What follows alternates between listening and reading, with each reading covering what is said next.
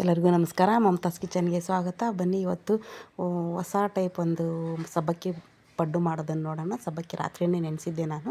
ಅದನ್ನು ಚೆನ್ನಾಗಿ ತೊಳ್ಕೊಂಡು ಒಂದು 2-3 ಸತಿ ತೊಳ್ಕೊಂಡು ನೆನೆಸಿ ಇಟ್ಟಿದ್ದೆ. ಈಗ ಅದನ್ನು ಯಾವ್ಯಾವ ರೀತಿ ಮಸಾಲೆ ಹಾಕಿ ಯಾವ ಥರ ಪಡ್ಡು ಮಾಡೋದಂತ ನೋಡೋಣ ಬನ್ನಿ. ಅದು ಇವಾಗ ಸಬ್ಬಕ್ಕಿ ತುಂಬ ಚೆನ್ನಾಗಿ ನೆನೆದಿದೆ. ಅದನ್ನೊಂದು ಜರಡಿಗೆ ಬಸ್ಕೊಂಡ್ಬಿಡೋಣ. ಈಗ ಅದಕ್ಕೆ ಸ್ವಲ್ಪ ಒಗ್ಗರಣೆ ಮಾಡ್ಕೊಳ್ಳೋಣ. ನೀವು ಹಾಗೆ ಬೇಕಾದರೂ ಹಾಕ್ಕೋಬೋದು. ಈರುಳ್ಳಿ ಮೆಣಸಿನ್ಕಾಯಿ ಈ ಥರ ಒಗ್ಗರಣೆ ಮಾಡ್ಕೊಂಡು ಬೇಕಾದರೂ ಹಾಕ್ಕೋಬೋದು.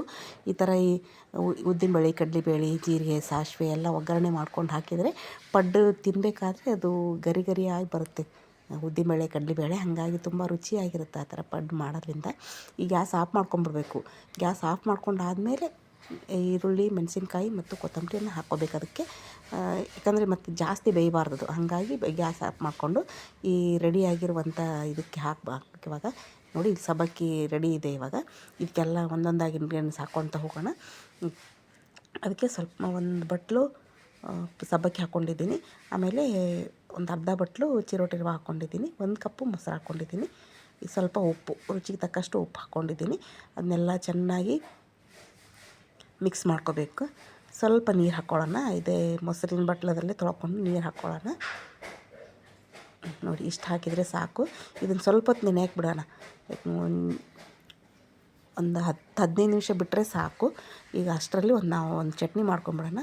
ಕೊಬ್ಬರಿ, ಹಸಿಮೆಣಸಿನ್ಕಾಯಿ, ಒಂದು ಸ್ವಲ್ಪ ಹುಣಸೆಹಣ್ಣು, ಜೀರಿಗೆ, ಉಪ್ಪು, ಕಡಲೆ, ಒಂದು ಸ್ವಲ್ಪ ಇಂಗು ಇಷ್ಟು ಹಾಕಿ ನೀರು ಹಾಕಿ ಮಿಕ್ಸಿ ಮಾಡ್ಕೊಂಬಿಟ್ರೆ ಚಟ್ನಿ ರೆಡಿ ಆಗಿಬಿಡುತ್ತೆ. ಅದು ತುಂಬ ರುಚಿಯಾಗಿ ಇರುತ್ತೆ ಈ ಥರ ಚಟ್ನಿ ಮಾಡಿಕೊಂಡ್ರೆ. ಇದಕ್ಕೊಂದು ಚಿಕ್ಕದಾಗಿ ಒಂಚೂರು ಒಗ್ಗರಣೆ ಮಾಡ್ಕೊಳ್ಳೋಣ. ನೋಡಿ, ಚಟ್ನಿ ರೆಡಿಯಾಗಿದೆ. ಇವಾಗ ಒಂದು ಸ್ವಲ್ಪ ಎಣ್ಣೆ, ಜೀರಿಗೆ, ಸಾಸಿವೆ, ಉದ್ದಿನಬೇಳೆ ಎಲ್ಲ ಒಗ್ಗರಣೆ ಮಾಡ್ಕೊಳ್ಳೋಣ. ಎಣ್ಣೆ ಕಾದಿದೆ. ಉದ್ದಿನಬೇಳೆ, ಜೀರಿಗೆ, ಸಾಸಿವೆ ಹಾಕಿದ್ದೀನಿ.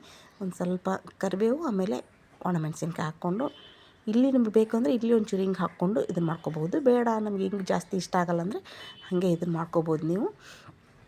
ನೋಡಿ, ಚಟ್ನಿ ರೆಡಿ ಆಯ್ತು. ಇವಾಗ ಪಡ್ಡು ಮಾಡೋದನ್ನು ನೋಡೋಣ ಬನ್ನಿ. ಹಿಟ್ಟು ಚೆನ್ನಾಗಿ ನೆನ್ಕೊಂಡಿದೆ. ಇವಾಗ ನೋಡಿ, ಈ ಹದದಲ್ಲಿ ನೆನೆದ್ರೆ ಸಾಕು. ಚೆನ್ನಾಗಿ ಮಿಕ್ಸ್ ಮಾಡ್ಕೋಬೇಕು.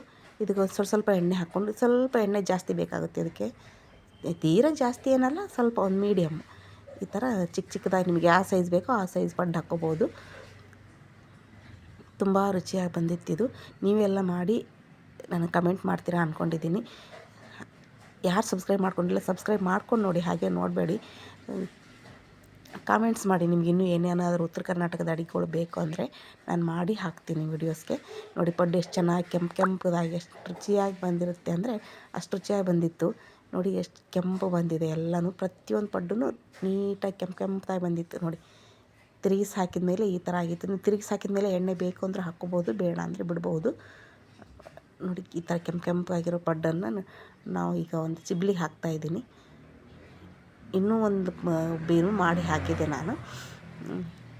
ನೋಡಿ, ಇಷ್ಟು ಪಡ್ಡು ಮಾಡಿಕೊಂಡ್ರೆ ಸಾಕು, ಹೊಟ್ಟೆ ತುಂಬಿಡುತ್ತೆ. ನಿಮ್ಮ ಮಧ್ಯಾಹ್ನ ಊಟನೇ ಬೇಕು ಅನ್ಸಲ್ಲ.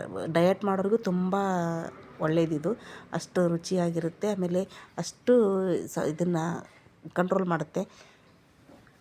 ನೋಡಿ, ಎಷ್ಟು ಗರಿ ಗರಿಯಾಗಿ ಬಂದಿದೆ ಅಂದರೆ ಅಷ್ಟು ಗರಿ ಗರಿಯಾಗಿ ಬಂದಿತ್ತು. ಒಳಗಡೆನೇ ಎಲ್ಲ ನೀಟಾಗಿ ಬೆಂದಿದೆ.